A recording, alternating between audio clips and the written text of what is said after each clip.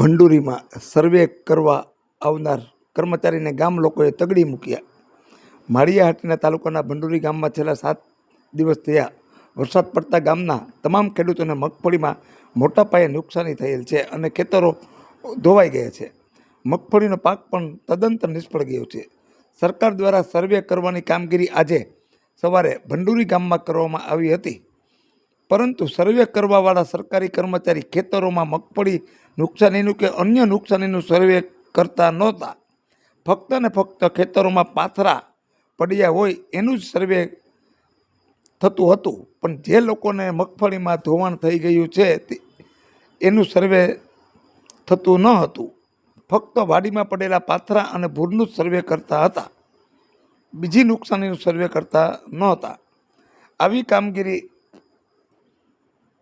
કામગીરીથી ગામના સરપંચ શ્રી ગોપાલભાઈ કાલરિયા, જિલ્લા પંચાયતના કારોબારી ચેરમેન શ્રી દિલીપસિંહ સિસોદિયા, ભંડુરીના આગેવાન રામભાઈ વાળા, જીલભાઈ ગોધાસરા, જે.કે. કાંબલા, અરજણભાઈ ગોધાસરા, ચિમનભાઈ ઉકાણી સહિતના આગેવાનોએ ભેગા થઈ ગ્રામ પંચાયતે મિટિંગ કરી હતી અને સર્વે કરનાર આવનારને જણાવ્યું હતું કે આખા ગામમાં તમામ ખેતરોમાં નુકસાનીનું જે મગફળીનો પાક ધોવાઈ ગયો છે તો મગફળીનું પણ સર્વે કરવું જોઈએ।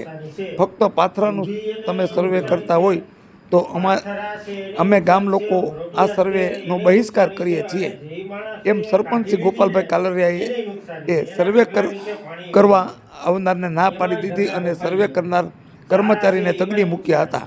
સરપંચ શ્રી ગોપાલભાઈ કાલરિયાએ જણાવ્યું છે કે તમામને સરખા રાખી અને જેને નુકસાની થયેલ છે તે બધાનું સર્વે કરો તો જ અમારે સર્વે કરાવવું છે, બાકી અમારે સર્વે કરાવવું નથી, એમ ગોપાલભાઈ સરપંચે જણાવ્યું છે। ભંડુરીમાં જે નુકસાની થયેલ છે તેના દ્રશ્યો પણ સામે આવ્યા છે। જે દર્શક મિત્રોએ સુપરફાસ્ટ ચેનલને સબસ્ક્રાઈબર નથી કરી તેને સબસ્ક્રાઈબર કરી દેવી। નીકળી ગઈ છે પણ નુકસાની હોય 100% નીકળી ગઈ ને નુકસાની છે, ઊભી એમાં નુકસાની છે અને સારો હોય 100% બગડી ગયો છે માલઢોરનો। વીણવાની માંડવી હતી એ બધી 5-5 મણ ફેલ થઈ છે આખી, એટલે આ જે સર્વે કરે છે એ આખા ગામનો થાય, આ તાલુકાનો થાય।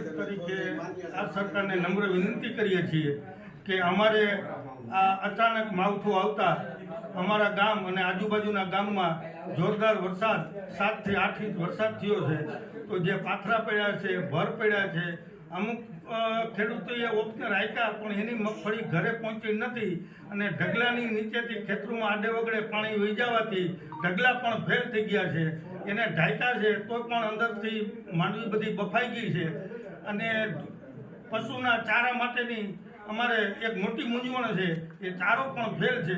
તો આ સરકારને નમ્ર વિનંતી કે અમને યોગ્ય વળતર આપી દરેક ખેડૂતને એક સમાન વળતર આપે અને બધાને કંઈક પાક ધિરાણમાં કંઈક અમને માફ કરી દે એવી અમારી વિનંતી છે।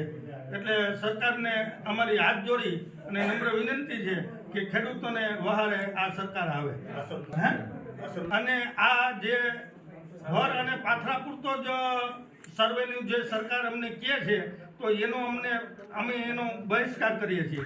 એટલે અમને સર્વે દરેક ખેડૂતોને એક સમાન વળતર આપે એવી નમ્ર વિનંતી।